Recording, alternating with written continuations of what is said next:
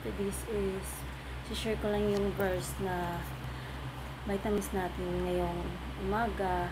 Sabi dito, the joy of the Lord is your strength.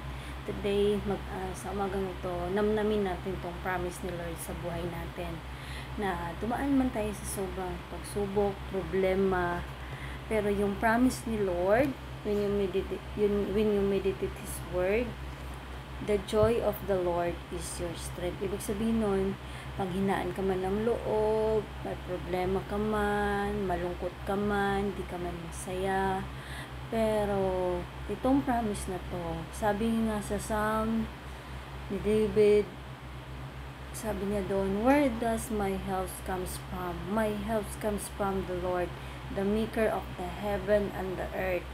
Yun ang panghawakan natin, guys, na talagang hindi pa man tayo talagang yung guys, yung talagang hindi natin naintindihan na Lord, bakit lagi you allow this, you allow that.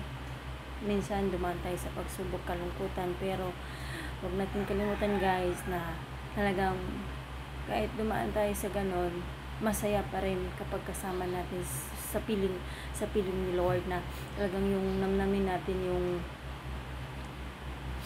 yung promise niya for this verse.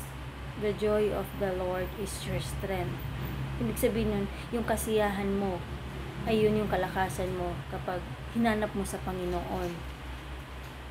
Kasi kung hanapin mo siya sa mundo ng kasiyahan, guys, totally, you're not, hindi ka contented kasi, lang yun temporary lang. But, the joy that comes from the Lord is eternal.